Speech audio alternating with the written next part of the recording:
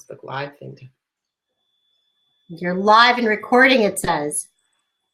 Okay. Hi, everybody.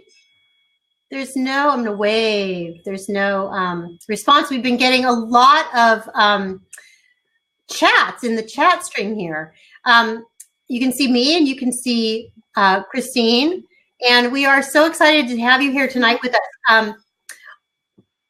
This is a very exciting night for me. My name is Sarah Porter Braun. I'm a co-founder of Well and Ready with Susan Callahan. And we just really, really appreciate you being here tonight. This is one of our very first forays into online webinars. And I'm excited to say that given a first foray, we're doing really well. We have people from literally almost all parts of the globe tonight. We have people from South America, from Argentina with Oscar, who's been awesome and sending us little chat notes. We have people from Canada, we have people from Europe, and we've got people from all over the whole United States. So it's a really big and awesome group of people. So thank you so very much for carving out the time. Before I dive in, a very brief thing about us. As I said, I'm a co-founder of Well and Ready. We are a startup out of Boston, and we are sort of focused, I guess I would say, on bringing parenting into the modern day. And our mission is to help parents raise thriving kids in our very, very rapidly changing world. To do that, we do it through what is a science-based framework that simplifies the entire parenting journey, and by connecting parents with sort of leading experts and other parents, both directly and indirectly, through a robust online community platform, through what we call our just-in-time guidance and advisory service, through coaching, and through events and workshops and webinars and things just like this. So if you're interested in lowering your stress, increasing your parenting confidence, and helping your child thrive as you go through this journey, please check us out at wellandready.com and let us know how we can help you. So with that, we have been so fortunate to have had an opportunity to work with Christine. As I said, we are interested in helping parents sort of build the skills and muscles of helping their children thrive. And Christine has dedicated a whole career to helping people flourish. She was a pioneer in the positive psychology and sort of leadership areas. She has mentored leaders and families and communities for over 20 years. She was one of the very first to study with Dr. Martin Seligman at the University of Pennsylvania. And I'll let her tell the story, but more recently, she turned her attention to students and youth and what they need to flourish. And in the course of doing all of that, she identified 3 education myths that we as a whole society buy into, but that can be very sort of damaging to ourselves and to our kids. And also the parallel to that, with that research, identified 7 gifts that are sort of innate to people that either directly conflict with or simply don't come to light in an academic environment. And so they are either just not recognized at all or undervalued. And that can leave some really detrimental effects on our kids. And so she really got into, okay, how do we reverse that? So she's going to talk with you guys about that all tonight and all the wonderful things she discovered and what we as parents can all do to help our kids really thrive. So Christine, thank you so very much for being here with us tonight. Really, really appreciate it. Thanks, Sarah. I'm delighted to be here tonight. And I guess I want to start, as Sarah said, I started my career in business, and then I went back to school for positive psychology. And positive psychology, just to kind of put it in context, is like, if you think of traditional psychology, that's something that's done a really good job of helping us to get back to baseline when we're off. But positive psychology really looks at 2 things. It looks at how do we go from just sort of a good baseline, but to thriving in life, right? Not just getting back to normal, but really thriving in life. And the other thing it looks at is how do we use positive emotion, right? And how do we use positive practices to go there? So that's kind of what positive psychology is about. And if that sounds really woo-woo to you, I wish you had been with me at the kitchen table on a really cold February night 11 years ago, because if you'd been there, you would have seen my husband's face when I said to him, honey, I want to go back to school for positive psychology. And he was just like, who are you and what have you done with my wife? So that's how it all got started. He really thought something was wrong with me, and so did a lot of my other MBA friends. But anyway, I went back to school. I jumped in. I was really excited about it. I loved what I was learning, and I started bringing it to the executives that I work with and the businesses that I work with, and they were loving it. We were having the most fun of my career ever. And then something happened out of the blue. It was a sunny March afternoon, and I was driving in my car when I got a phone call. I picked up the phone and I heard, Sam, suicide. And it was just like all the air was sucked right out of me. Sam was an 18-year-old boy that we knew. He was a great kid. He was kind. He was thoughtful. He was smart. He went up to Olin College on a Saturday just to learn about artificial intelligence. He had a lot of friends. But Sam was the only senior that year who wasn't going to college. He didn't want to. And his parents later told me that he hated school. Now, I don't know exactly why Sam did what he did. But I realized that there are a lot of teens who feel stuck, who just don't know how to thrive in school or in life. They don't know what their potential is or how to make the most of it. And like many kids, Sam was searching for where he fit.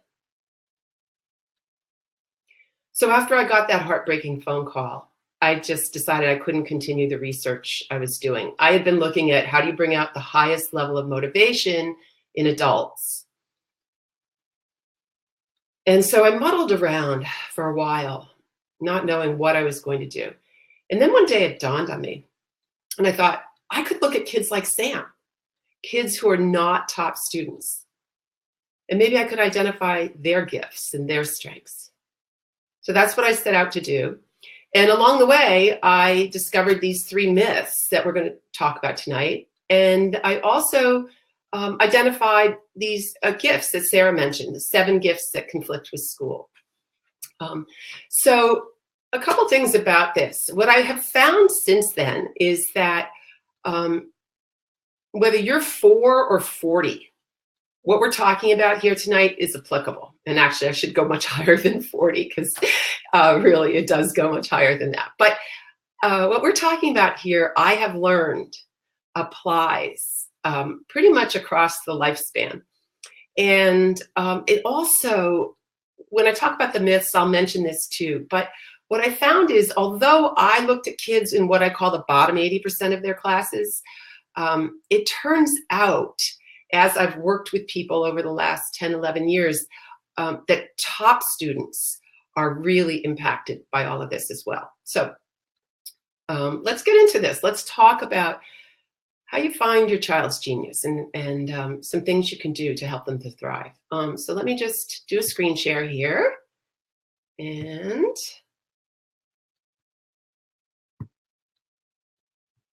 here we go. All right, I think I'm sharing my screen, and I think Sarah might just need to, there we go. Okay, great. Thanks, Sarah. All right, so that's what we're talking about tonight. And the question I want to start you with, just for me, the question is, how can you guide your child to the greatest self-confidence, success, and happiness? And that's what we're about here tonight. So most people believe that good grades are the measure of future success and happiness.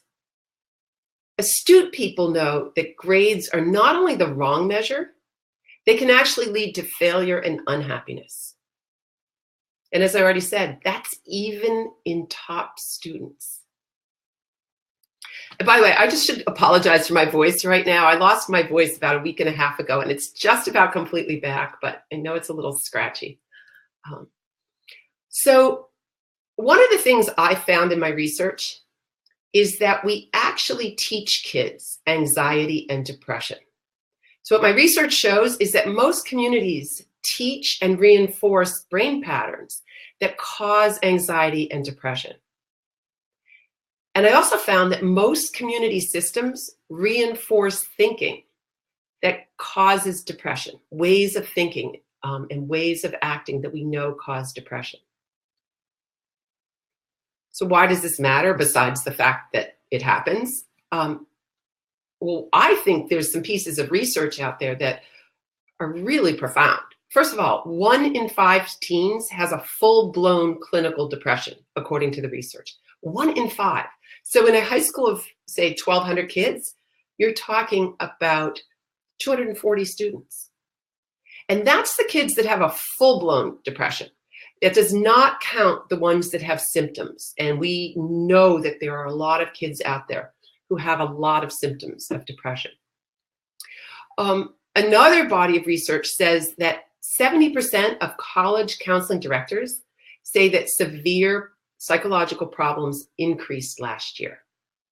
And I'm hearing this from college professors and college professionals that anxiety and depression are rampant on college campuses. So it matters. Now, most communities blame the family, right? They say it's the parents' fault. It's the mother's fault. I love that one. Everything's the mother's fault. Even I blame myself as a mother. It's the student's fault. Right? That's what most communities tell us. And most students blame themselves because the world around them has taught them what I call the 3 student myths. For adults, I call them the myths of education. Same 3 myths. So let me just take you through what these are. The first myth that I discovered was what I call the myth of the bad student. So this is the myth that says, if you're not a top student, you're dumb, you're lazy, or you're an underachiever. Okay, kids get taught this myth in so many ways, and it gets reinforced in so many ways. The second myth that I discovered was what I call the myth of the best student. So this is the myth that says, if you're not the best student, you won't get the best life. And that's a myth. The third is what I call the myth of the best system. And this myth says, this is the best system for most kids. If you don't fit, there's something wrong with you. So these are 3 myths that kids are pretty much surrounded by, even if they're not reinforced in the home. Pretty much the world around them is reinforcing these myths, and I'm going to come back to that in a few minutes. So the question is, how to free them from these traps? Well, here's the thing. When they know that they are valuable and loved, they are unstoppable. But there are 2 reasons that they don't know this. First of all, they don't know that they have valuable gifts and strengths. They may sort of be aware that, once I help kids uncover strengths and gifts, they'll recognize them for sure, and they'll enjoy them. There'll be things aspects of themselves they enjoy, but they don't know they have any value. And most of the time, I find, even with many adults, that they don't even recognize their gifts as gifts until they take my assessment, which I'll talk about in a minute, and see that these are actually gifts. So first reason is they don't know that they have valuable gifts and strengths. The second reason is that they adopt others' beliefs about who they need to be and how they need to be. Okay, so those are the 2 reasons that they don't know always that they're valuable and they're loved. Even though I know a lot of parents are trying to convey this message, but there's an age at which the kids are like, yeah, but you're my mom. You're supposed to say that. And because of all these other factors that we're talking about here tonight, they don't believe it. Or not to the degree that they could. I'm not saying they don't believe it at all, but not to the degree that they need to thrive. Again, how to free them from these traps. So reason number one, I said, was that they don't know their gifts or their value. Well, my research shows what I told you about with myth number one, right? That it's a myth that students in the bottom 80% have something wrong with them. That's a myth. And what I find is that when they embrace what I call the gifts that conflict with school, they are confident and happy. And we're going to talk about these gifts in a moment. The second reason that I mentioned that they're in this trap is that they adopt others' beliefs about who and how they need to be. I mentioned that the second myth, the second student myth, is the myth that kids must be top students to succeed in life. And that is absolutely not true. When they know in their hearts that their potential is not measurable and that it's not reflected in grades, in sports, in college, or in other people's opinions, when they know this in their hearts, they unleash their hidden genius. Now, the reason why knowing that their gifts that conflict with school and knowing their true potential works is it gets them highly engaged and motivated. It frees their spirit to focus in genius ways. And I use that word deliberately. I'm going to come back to that in a moment. And they're confident and happy. Before we go on, I just want to pause here and I want to hear from you. So if you would put it in the chat, that would be great. What I want to know is, what do you want for your child from his or her education? Okay, what is it you want your child to get from his or her education? So I'm just going to take a pause here and let you put in some responses in the chat. Let's see if I can pull that up. Oh, there we go. All right, so Elizabeth says to love learning. Susan says to be a lifelong learner. Carolyn says confidence.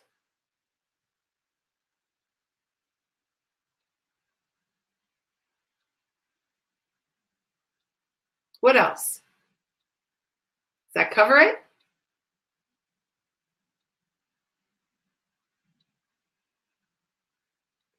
To be resilient. To learn communication styles.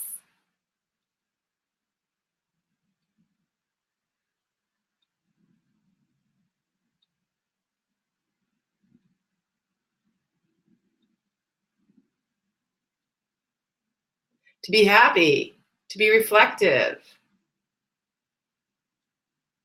Okay, and feel free to keep putting things in. We'll come back to that. So for now, what I'm going to do, to know who you are. Yes, it's another one. Nice. Okay, so while you're still putting those in there, I'm going to keep going here. What I found in my research is that, now remember, I was looking at the bottom 80%. Okay, so my research shows that the bottom 80% have exactly the gifts and strengths they need. They have it within them already. They don't need it added to them. They have the gifts and strengths they need for world leadership, for the best careers, for where the economy is going in the future, for good character, and for happiness. And these, by the way, these categories are what I often hear from parents. Things like, I want them to be good leaders. I want them to have good character. I want them to be productive citizens or have a good career. I want them to be happy. That's a big one that comes up. Okay, so again, what I found in my research is they have exactly the gifts and strengths they need for all of this. They've got it already, if we don't squelch it, or if they don't squelch it. And in tonight's program, I can't really take you through all of this. It's a much longer conversation than this. If you do want more, I have a lot of articles on my website. I also have a recording from a workshop that Ned Hallowell and I did together a few years ago. It's my portion of the workshop, but there's a recording on my website of that would go into this in a little more depth. But for now, I just want to leave you with that thought that they do have gifts and strengths already, exactly what they need to be very successful and happy in life. So then what's the problem?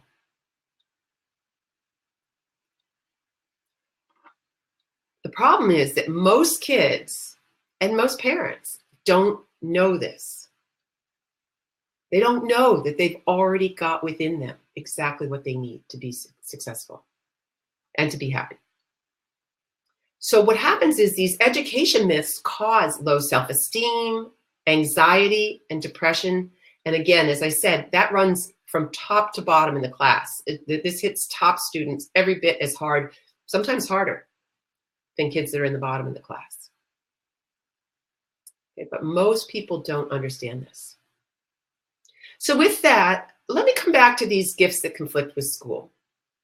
So as I said, I found 7, and I called them the gifts that conflict with school because I wasn't trying to, originally I tried to find a list of gifts that I could use that I could assess kids with. But there wasn't a rhyme or reason. There wasn't a compendium or an assessment that I could use to do that. So I wasn't in my research trying to find every gift that a kid could possibly have. But what I zeroed in on out of the research and the people that I looked at was I zeroed in on these gifts that are actually in conflict with what's asked of kids in school, in most schools. There are a few beautiful exceptions. And by the way, I've ended up being asked to talk about this around the world. And I get told in many, many countries that this is not just true for the United States. It's not just true for upper middle income people. So it seems to be pretty applicable. The other thing I will say about these gifts before I get into them is that also because I work with leaders, so I work with very successful adults, and I initially never went through the gifts assessment with them because I thought, well, you know, you're successful. You don't need to think about gifts that conflict with school. But through some, different things that happened over the last several years, I have learned that even very successful adults still often carry with them feelings of shame or embarrassment or lack of understanding of their own gifts, even though they've been successful in life. It's astounding.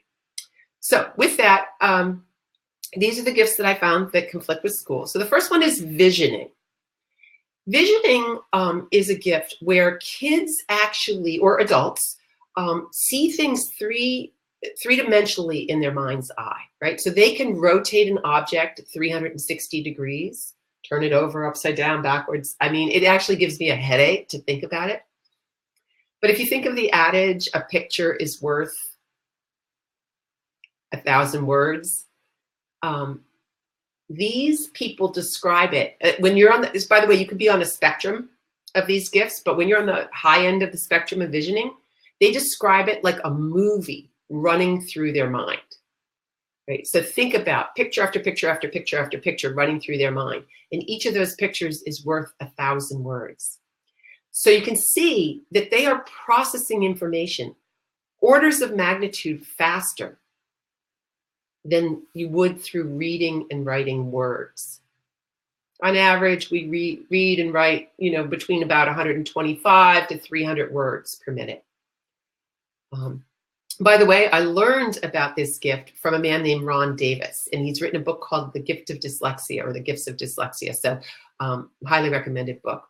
But so that's the first one, the gift of visioning. And then it conflicts with school because so much of school centers on the written word. And that's not how these kids, that's not their gift. And I can tell you about very, very successful adults with this gift. I can't do it tonight, but they exist. There are many of them. Second gift is exploration. So one girl in my study was Kara, and she had the gift of exploration. These are people who do not want to be taught, but they love to learn. They just want to teach themselves. They like to explore and observe and teach themselves. So Kara was like this from the youngest of ages. And by the way, I do get asked, how young could you start using these gifts with kids? How could you assess them? I haven't experimented with that, but parents tell me that they have seen these gifts in their children from a very young age. So I am guessing that by age 4 or 5, you could go through the assessment and ask your child the questions, or you could observe them and see some of these gifts. You may not be able to see all of them at that age, but you'll see them very early on. And if I had known, for example, the gift of visioning, and I had known what to ask my own daughter, I would have seen that gift in her certainly by 1st grade, for sure, maybe earlier than that. So Kara had the gift of exploration. She didn't like to be taught, but she loved to learn. So for example, she wouldn't take swim lessons. But when she was in 7th grade, she made the competitive swim team in her school, like very competitive swim team, because she taught herself how to swim. So that's exploration. Third one is the gift of grace. I love this gift. So these are people, kids and adults, who have the gift of easing the tension on the playing field and in social situations. It's a really interesting gift. They, from the youngest of ages, are graceful and easy in pretty much any sort of athletic endeavor that they try. Once in a while, this gift shows up more like in the realm of dance or something like that, but very often it's in sports. And they also can walk into a tense social situation and just take the edge off. Now, this gift conflicts with school. These people with the gift of grace are often told that they have processing issues, slow processing in particular. Sometimes they're not told that, but I have interviewed many, many adults and worked with many adults now, and I can tell you that whether they're told they have slow processing or not, they know that they process things slower than others do. So in school, we expect them to just be able to take in the information as quickly as I'm speaking it here right now. And it's not that they can't take it in, they can. They just take it in a little bit slower. But what I think is really interesting about this gift is that we know that gifted athletes can slow things down in their mind's eye. And think about if you just process things just slightly slower, just a split second slower, how you could decide how you're going to deal with a tense situation instead of just responding to it off the cuff. So it's an amazing gift. That's the gift of grace. The next one is manual dexterity. These are people who are good with their hands, love to take things apart, put them together, like to learn by manipulating objects, moving things around. Or sometimes, in adults, we'll see it as somebody who maybe likes to draw boxes and flow things out, but they like to kind of move things around manually to learn. So in school, that's in conflict with school. Generally, after about kindergarten, we don't do a lot of learning that way. But one boy in my study, Mike, his history teacher said, if I want anyone to talk about something in history, and we're studying Roman battles right now, Mike's the kid I go to. He can tell us every detail about it. Mike didn't always do so well on his tests, but he could speak to it. And the reason he knew so much was because he would literally make stacks of like quarters and pennies and move them around and visually see these battles. And then he'd remember all the details. So that's manual dexterity. The next one is self-clarity. There was one boy in my study, Tony, who had the gift of self-clarity. So Tony was a kid who was so clear about who he was and who he was not, that he was not going to squeeze himself into a mold to please anybody else, parent, teacher, anything. So these are kids who are not afraid of telling other people their weaknesses, and they're not afraid of strengths in others. But they will not fit themselves into a mold just to please somebody else, because they're very clear about who they are. And Tony was actually in a robotics competition at a camp he went to at MIT. And using his self-clarity, he divvied up the tasks to play to his strengths and his teammates' strengths. And so the task was they had to design a robot that would dive to the bottom of the pool, pick up an object, and bring it back to the surface. And Tony's team was the only team whose robot successfully completed the task. So that was terrific. What was really amazing was that Tony and his teammate were high school students. Everybody else was in college. So that's self-clarity for you. The next gift is self-motivation. And here's something really interesting about self-motivation. So most people believe that if you are a top student, you're highly motivated. That is not accurate. That is a form of motivation. Grades are a form of motivation, or meeting people's expectations. That is a form of motivation. But in the hierarchy of motivators, that's a lower form of motivation. It's what we call an external motivator. It's kind of like the carrot and the stick. So in my study, there was boy Matt, who had 142 IQ, was a C student. So people were how do you think people would be labeling him? I should ask you.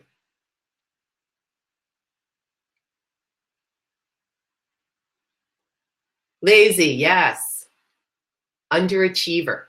Even his parents thought so, right? That's what they were being told. This kid's got a really high IQ and he's a C student. He's not doing his work. He didn't care about his grades. So Matt would sit for hours and read huge volumes on things that were interesting to him.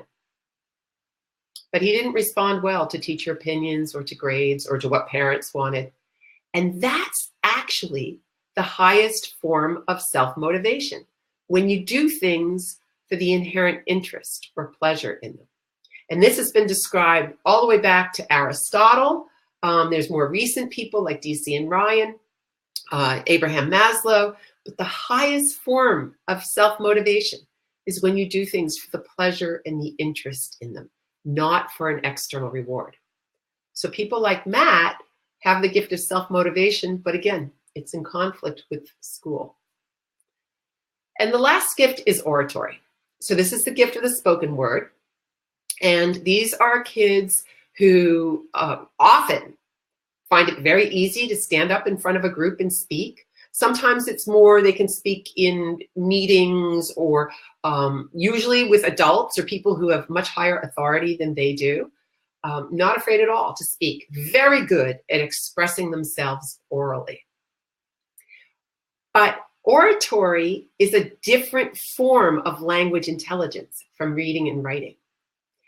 And people with the gift of oratory often struggle with writing. It's just processed differently in the brain.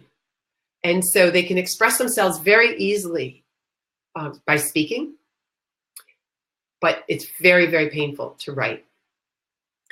And I can just give you a quick example of this because I can ask you to think. Every audience I've ever asked, people can think of someone. Do you know someone who's very good at reading and writing, but isn't great at speaking? And vice versa. So oratory, one of the things you all said that you want for your kids out of education, right, is communication. Yes. So this gift of oratory is terrific, and it could take them so far, right? Leaders, productive citizens, everybody's got to be able to communicate well. So people with the gift of oratory have a leg up on that. And yet, what is emphasized in school? Writing. In conflict with their gift. So what I want to just let you know is that if you did want to see what your own kids' gifts are, I'm very excited. We have an assessment up online now. It's ChristineDuvivier.com, and then hidden gifts. And So it's a 7-minute assessment. It's free, and it'll give you the top 2 gifts that show up for your child, or if you take it for yourself. Older kids can absolutely take it for themselves. With a younger child, you'd probably just need to read them the question and ask them, but you could use it for different ages. Okay, and yep, thank you. Sarah has put it in the chat as well, the link in the chat for you. So I'm going to come back to the word I used earlier, genius, because what I've come to realize is that when people use their gifts, that is genius. And I have multiple examples for you. Again, tonight I can't go through all of them, but I am, stay on to the end. I've got one more example I want to give you of a real life genius. You know, somebody that we would all classify as a genius is the way I should put it. But so genius, according to Merriam-Webster, is spirit of a person or somebody who influences another, a strong leaning or inclination, a distinctive or identifying character or spirit. They're always talking about the spirit. That's actually where the word genius comes from, is it's about your spirit. A strongly marked capacity or aptitude. And then, of course, you know, we do talk about genius as extraordinary intellectual power, and then especially in creative activity. So what I've come to realize is that when we use our gifts and when our children use their gifts, it brings forth the genius. And the more they do it and the further they go with it, the more they become what we recognize in the world to be genius. Here's a cute cartoon. So if you can't read it, it says, for a fair selection, everybody has to take the same exam. Please climb that tree. And we've got a monkey, an elephant, an octopus, a dog, I think. I can't quite see it. Yeah, so it's got this quote from Albert Einstein that I love. He says, everybody is a genius, but if you judge a fish by its ability to climb a tree, it will live its whole life feeling that it is stupid, believing that it is stupid. And by the way, Albert Einstein was a terrible student, just so you know. So just one quick example of, so I had said earlier that these kids have within them the gifts to succeed in life. Again, I can't go through all of it right now, but one example I could give you is like if we think about leaders, right? So often I'll hear things that the quote unquote gifted and talented kids, we're going to groom them to be leaders, or we're grooming certain kids to be leaders. And that, as you can imagine, doesn't sit right with me. With all that I know about leaders, all the many different kinds of leaders with totally different gifts and aptitudes that I've worked with over the years. But there's different thinkers on leaders. And so one was Peter Drucker. He was thought to be the foremost researcher on leaders and leadership of the last century. And then I participated when I used to run a nonprofit consortium with businesses. And so with a group of CEOs and leaders from companies in the Boston area, we did a study of leadership, of all the work that's out there on leadership. So we worked with real world leaders and then all the research. And one element, and I've seen it written about again very recently, that comes out as something that matters most in leaders, and Peter Drucker said this was one of the 2 most important things in a leader, is what they call knowing themselves. And I hope that sounds familiar to you, because that's what I was talking about when I said the gift of self-clarity.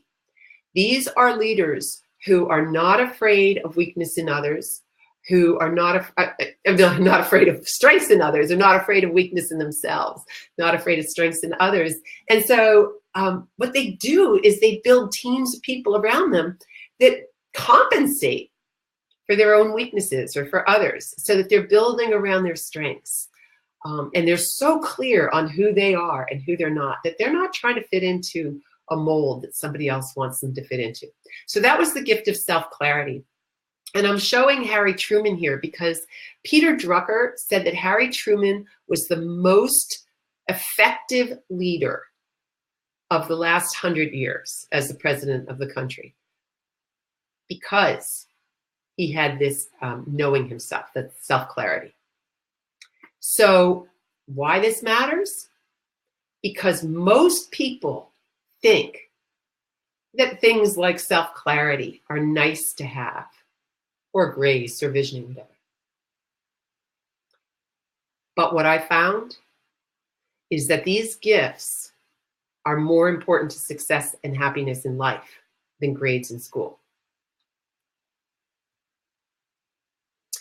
So I started writing these little quotes because I wished there were all these things that I wished I had taught my children when they were younger, but I just didn't know it. And so I would start trying to share things with them that I'm learning, that I'm teaching my clients. And my kids were like, yeah, thanks, but no thanks, Mom. So I started writing them down, and then people asked me to share them.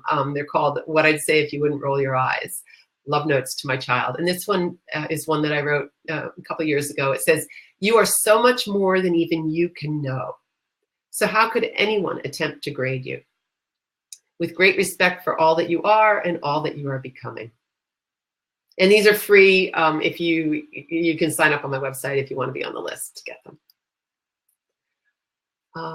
So let's talk about 3 steps that you can take away tonight that help your child to be more confident, more resilient, and to start thriving now. So number 1 is just to see your child's gifted genius spirit. So this is easy. You don't even have to take my assessment. If you can just know in your heart and see, just notice that your child is gifted, that your child has a genius spirit within them. That in and of itself will begin affecting your child. You don't have to convince them of anything.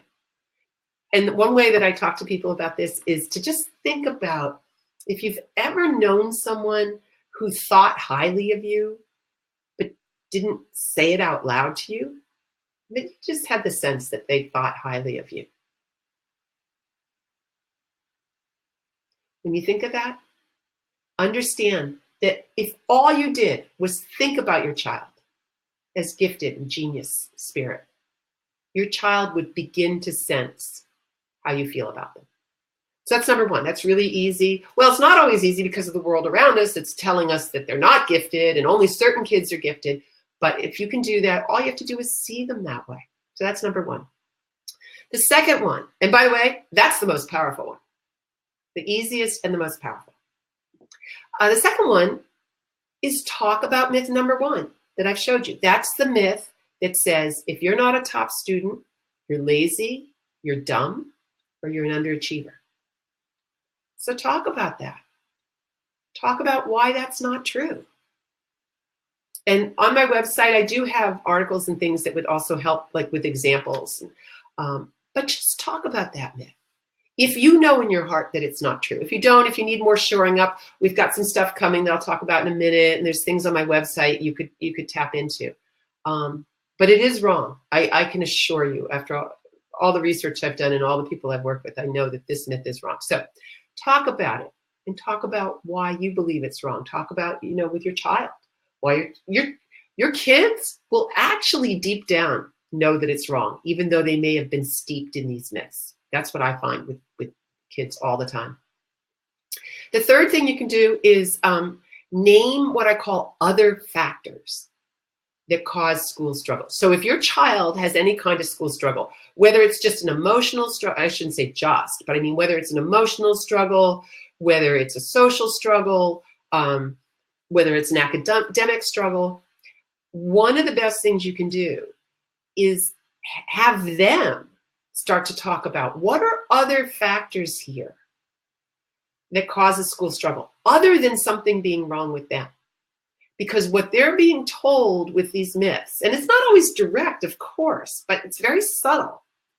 But they're being told and they're concluding that if they're having a struggle, there's something wrong with them. So the more you could name other factors that are contributing to this, and so name the fact that gifts that conflict with school, as an example, myths that are incorrect about school. Those are 2 really good places to start.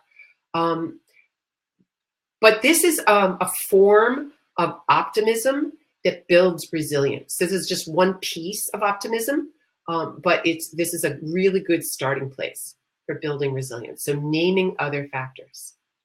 Okay? If they didn't do well on a test, name lots of other factors other than something wrong with them for why they may not have done well on that test. Okay, so before I move on, those are the three takeaways that I would recommend that could really help you and your child right now with resilience and confidence and thriving. Now, I want to come back to this genius question in a moment, and I also want to take your questions. But first, let me just mention, we can stay connected. And so I'm ChristineDuvivier.com. And then if you do the connect part, the /connect, you can sign up for my list if you would like to. Sarah has mentioned wellandready.com. Fantastic. They've got a website. They've got stages for parents of all different age groups. So that's wellandready.com. And then a lot of you have been asking, how do we get more? Like, how do we delve deeper into this? So I didn't have time to get into the second and third myth and really show you how they cause anxiety and depression and what you could do instead. And people want to know how to apply this with your child. So before we go back to the other piece of the genius, I'm just going to tell you, I'm really excited because we have a More Than Grades Masterclass starting January 31st. And so that will take you into more. Okay, it's going to go deeper into a number of these things and also look at how do you apply it with your child. So for those of you that might have an interest in joining us, let me just quick walk you through what this is.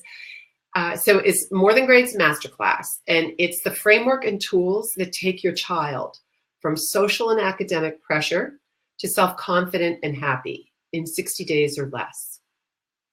And in it, it gives you a simple, powerful framework with tools that minimize social and academic pressure, that help prevent burnout and mental or emotional disorders.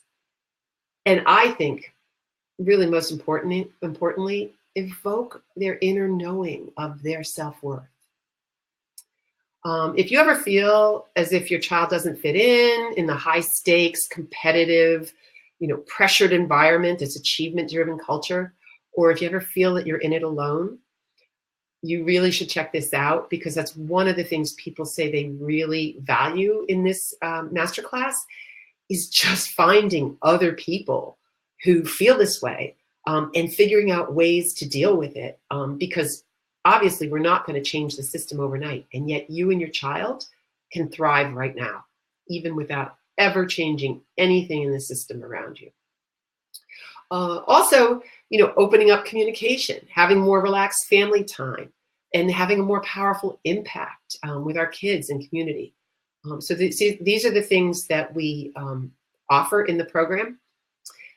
You come away with a toolkit that guides your kids to cope and adapt well in both school and in life, to avoid burnout, as I already mentioned, you leave with guidance that gives you your own inner clarity and taps your own inner knowing that your family can thrive and that you're not alone. Also, being confident in your own right path forward and your kids' path forward, even when the whole world around you is telling you you're wrong or feels wrong. Just having that confidence. And reducing social and academic pressure and increasing family happiness. So real quick, it's a 5-week program. The 5 weekly workshops are starting on January 31st at 8 p.m. So that's 2 weeks from tonight. And what we do is, unlike this format, which is a webinar format, we actually meet face-to-face as a group, but we do it online with Zoom. So you do it from the comfort of your home, your office, your vacation, wherever you are. And we also record them so that you'll never miss a thing. And by the way, we record them only for the people in the program, so no one else sees the recording. It's very, very confidential, everything in the program. The process that we take you through real quick is step 1, understand the 3 myths that hold kids back. So going into these myths in more depth, as I said, and then understanding what we do to replace them. Secondly, discovering the hidden genius in your child. So how do you understand your child's gifts? How do you nurture them, encourage them to use them more? Where can they take them? Step 3 is learn scripts. So we give you scripts, things you can actually say in different situations. And these are scripts that transform relationships. Parents say they love having these scripts, that it's really helpful for them. The 4th is get realigned with your own clarity and power, because you really are powerful when you do that. But it can be very hard to do that when you feel like you're an island, even if you're surrounded by friends, but friends who don't necessarily see it this way or are sort of trapped in some of the mythology. And finally, discover new ways your child can succeed in the future economy. We'll look at that, and we'll look specifically at opportunities that are out there. So that's the masterclass. And let's see. Oh, great. Yep. And so Sarah has put the link there. So there's more information on it, more details. We're not going to go through all of that right now, but there's more details about what you get in the class and how it all works and everything. So if you want to learn more about it, if you want to join us, I would love to have you join us. It's really a phenomenal group of people. I can tell you that right now. So there's the link. And so now let's see. Does anybody have questions before we wrap up? Because I want to go back to talking about genius and give you another real world example, and also just kind of pull all of this together. Oh, thanks, Stephanie. I'm glad you're enjoying it. That's terrific. Questions?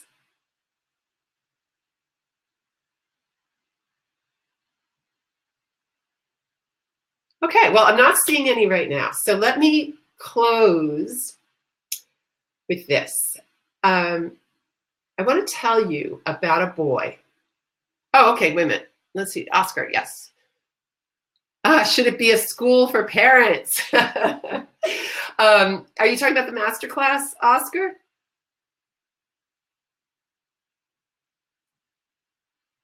Oscar told us in the beginning that English isn't his first language. I get that. Oh, you believe there should be a school for parents. Okay. And are you talking about the masterclass?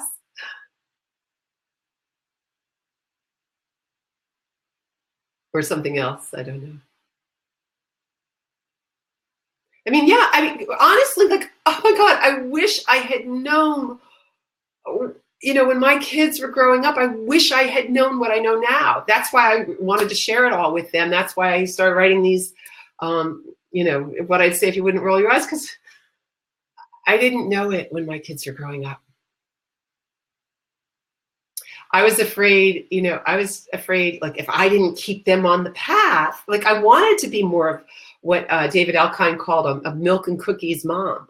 But I got really nervous because I thought if I don't keep them on the path, maybe I'm going to be, later on, they won't have opportunities. And it'll be because I didn't do what I should have done.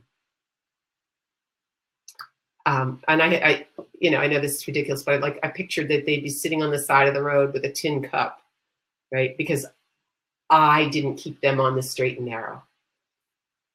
I just thought that they could miss out on opportunities if I didn't, be a taskmaster and tell them they needed to get the grades. They needed to do what they needed to do in school. And they needed their colleges that they needed to go to. Thanks, Susan. Yeah, there's no parenting manual. Yes, it really is helpful to have this kind of guidance. I agree. So I didn't benefit from it, but anyway, I love sharing it with others. And, maybe someday if I have grandchildren, they'll listen. Who knows? Anyway, so to wrap up, I want to tell you about this boy, Vernon.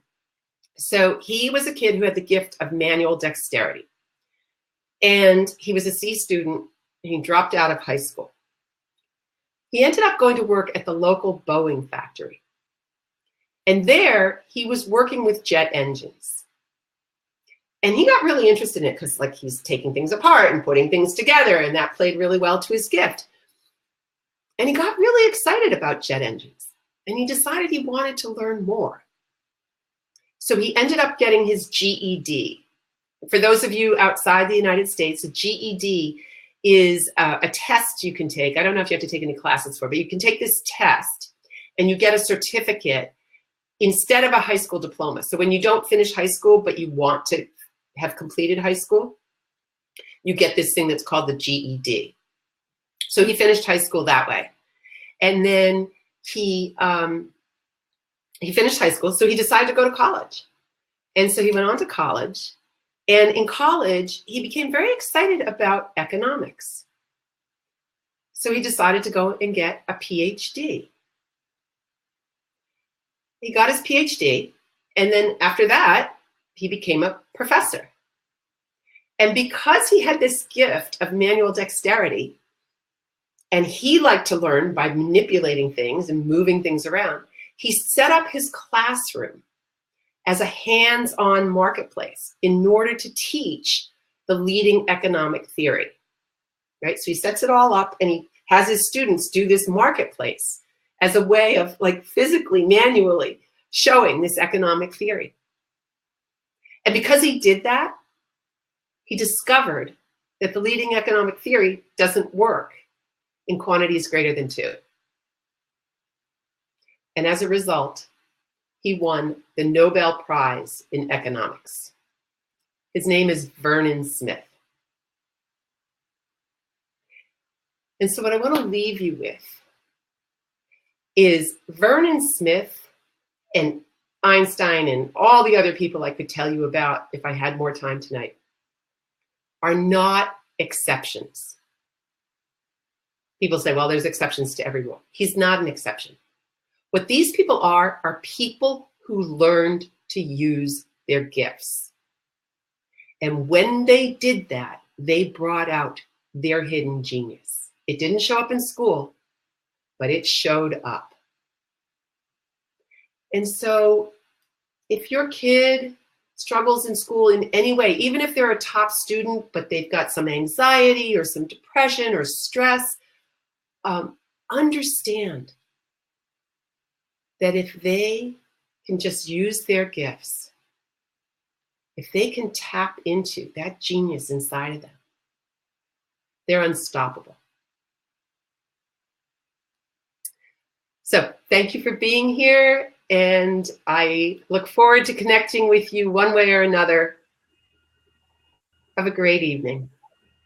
Thanks so much. This has been so fantastic, and we appreciate everybody for coming from all over the world. If you have any questions for Christine or us afterwards, by all means, feel free to reach out. And again, thanks again for joining us. And Christine, thanks so much for this. Has just been so special and just, I mean, truly mind-boggling. So I have to process all of this now, but it's so terrific. So thanks again. Good night, everybody. Good night. Thanks, Sarah. Thanks, Susan. Thanks, Oscar. Thanks, Stephanie. Bye. Bye, guys. Bye, guys. All right.